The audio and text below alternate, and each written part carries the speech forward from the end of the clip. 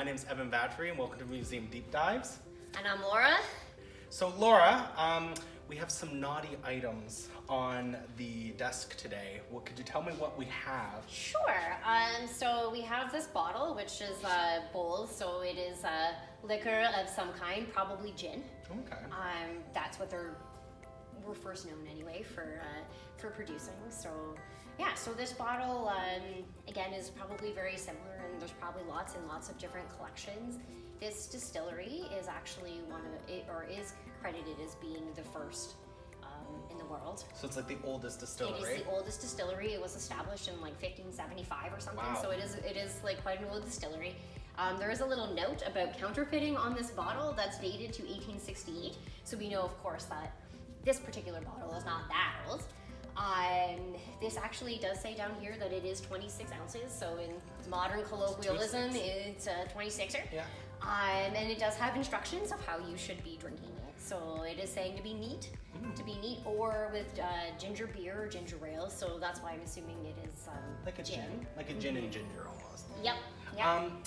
Counterfeiting. So was counterfeiting food products very common in the Victorian period? I could see it. I mean, now, right? How many knockoff brands do you see going around? So I could see that would be a thing. What I find interesting is attached to this bottle, it is a little tricky to see here, though there is a seal that does have like the province of Ontario on it, so this would have been like certified to be imported. Okay. And unlike liquor sales today in Ontario, everything used to be private. Oh. So if you go through directories and like the gazetteers and stuff from even early like 1869 ones for Bruce County, you'll see in places like Port Elgin or Kincardine that there are people who are like selling liquor, like they're liquor agents, so they would have been the importers and the sellers, and it would have been a private business versus something that the province oversees like it does now. Okay, and speaking of things that may not be as good for your health, we have something else beside the liquor bottle. Yeah, so it was a day of adult vices. Yes. So we do have this tiny little pack of cigarettes in our collection. It is Zig-Zag brand. Zig-Zag still does exist in some sort of fashion today. I don't think they produce cigarettes themselves anymore. No, this one, they're very, very delicate. So I'll try to just kind of pull them out.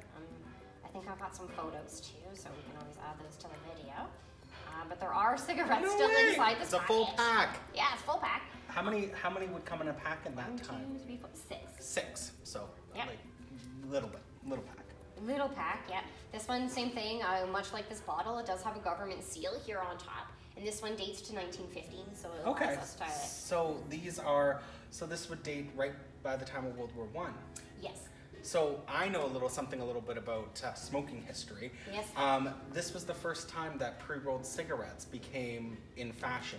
Yes. Because it was faster in the trench to have a cigarette when you could, other than waiting and rolling it yourself. Yes. Yes, and cigarettes, pipe smoking has been a thing forever and ever and ever. But yeah, cigarettes really had their rise in the 20th century, and I'm sure trench warfare during the First World War certainly helped out with that.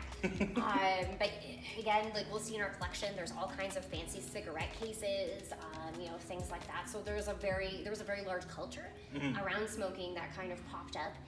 But interestingly, I found that there was a paper even that King James I wrote about how he didn't think that tobacco was good for you. So as long as there's been sort of this tobacco culture, there's always been people who've been saying, no, it's not good for you.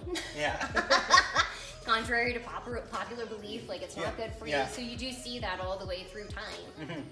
That's always been a sort of a thing. And then now today too, smoking too for ladies was a little bit later because it was considered unladylike. Yes, I know that.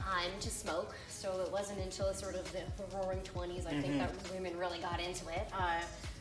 Kind of thing. So yeah, and then now today we sort of know better. Yeah, of course. And now, we like to think we do. We like to think that we know better, for sure. But now there's vaping, and the same thing is just like when cigarettes and tobacco use started up. There's all kinds of literature about why it's not harmful for you, why it is harmful for you. So people always had their vices, I guess. Yes. And I think if you're looking at these artifacts today, I think that's obviously something we could take away. So Laura, thank you so much for showing us these interesting items from the past. And again, this has been Museum Deep Dives. Thanks for watching.